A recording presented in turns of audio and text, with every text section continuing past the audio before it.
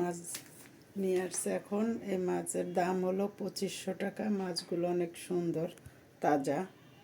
মাছগুলো কেমন দেখতে বলবেন আপনারা। এবং আমার আপু দেখতেছে আমার মাছ। এখন সব বাইসা বড়টা আলাদা করব, ছোট বড় আলাদা করে রেখে দেব।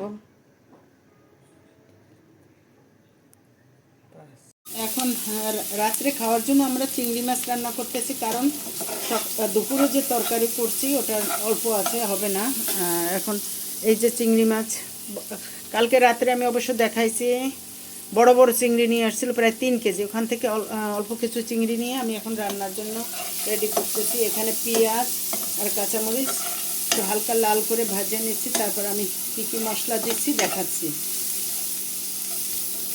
এখন লাল লাল করে পেঁয়াজটা ভাজা হয়েছে, আমি এখন একটু হালকা পানি দিয়ে বাকি মশলাটা দিব, দেখাচ্ছি।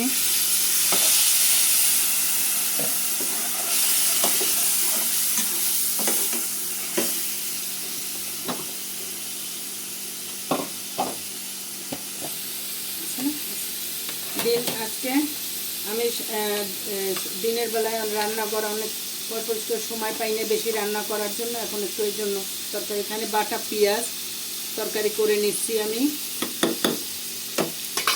এটা রসুন আর আদা, এই যে পেঁয়াজ একত্রে বাটা, আর আদা, এখানেও রসুন আছে। আমি প্রত্যেকটা মশলায় রসুন দিয়ে বাইটে নিই। এই যে বাটা মশলা, ধুইনা আর জিরা একত্রে বাটা, এইটা একটু বেশি পরিমাণে দেব, যেহেতু চিংড়ি মাছে অন্য মশলা বেশি খাটে না। এই যে নাড়া দেওয়ার পর আমি লাল মরিচ আর হলুদ দিয়ে দেবো। আজকে আরও কারণ ছিল, আমার হট করে গ্যাস বন্ধ হয়ে গেছে। গ্যাস চলে গেলে যা হয় তা তো এখন বোঝেন যে বর্তমানে যে দাম, একটা গ্যাস কিনতে কেনাই এখন কঠিন হয়ে যাচ্ছে। কী করতেছে সরকার আল্লাহ জানে, আমাদের ওই যাচ্ছে কষ্ট। লাল মরিচ একটু ঝাল ঝাল করে কী করবো, বেশিও না একদম।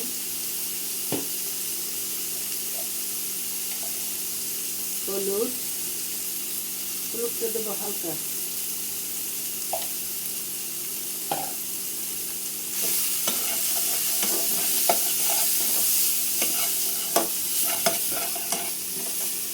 এখানে বাটা পেঁয়াজ কাটা পেঁয়াজ দুইটাই দিছি। এইটাই মশলা, এটা হচ্ছে দো পেঁয়াজি বলা হয় চিংড়ি মাছের, সেইটা করতেছি, মালাইকারি না। ছেড়ে আসছে, আমি এখন একটু পানি দেবো, আর একটু পানি দিয়ে আর একটু হালকা কষাই নিয়ে তারপর আমি মাছ দিয়ে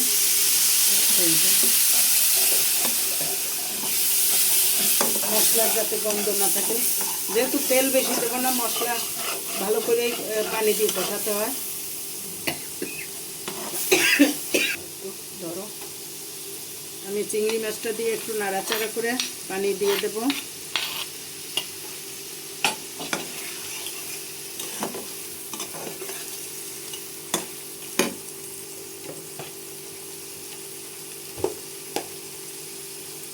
হালকা একটু চিনি দিয়ে দেবো ওই মাছটার ভিতরে, সামান্য, একদম সামান্য একটু।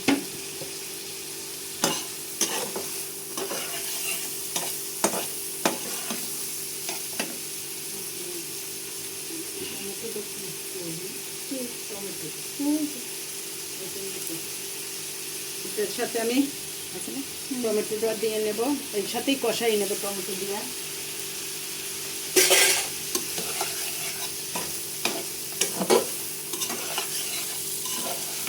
এভাবে রান্না করে খেয়ে দেখতে অনেক মজা হয়।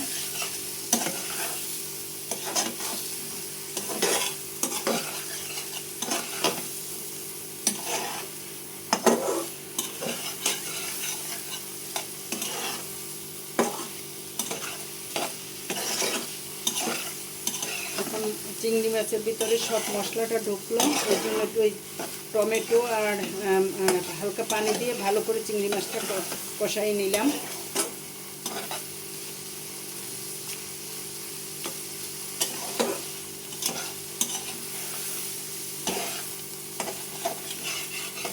যদি ভালো লাগে অবশ্যই লাইক করবেন, শেয়ার করবেন, সাবস্ক্রাইব করবেন। আমার চিংড়ি মাছ রান্নাটা কেমন হলো আপনারা কমেন্ট করে জানাবেন।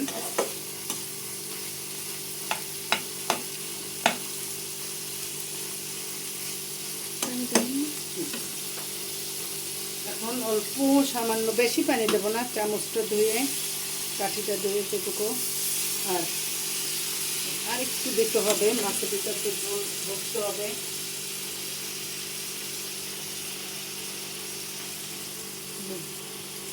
অবশ্য একটু ধনিয়া পাতা লাগতো, শীতের তরকারিতে একটু ধনিয়া পাতা যায়, তার নাই আমার। আর কাঁচামরিচ,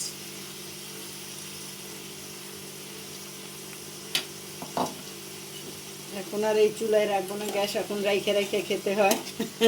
যে পরিস্থিতি চলতেছে, এই রান্না করতে আসলেই এখন ভয় লাগে। একটা সংসারে শুধু এই অল্প স্বল্প রান্না থাকে না, এখন গ্যাসের এত সংকটের ভয়তেই মানুষে রান্না খাওয়া ছাড়িয়ে দেবে, যা অবস্থা। আমি এখন এখানে দিয়ে দেব, যে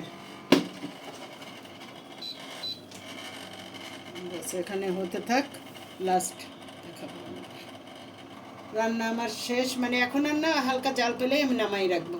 রান্না রান্না অলরেডি কমপ্লিট।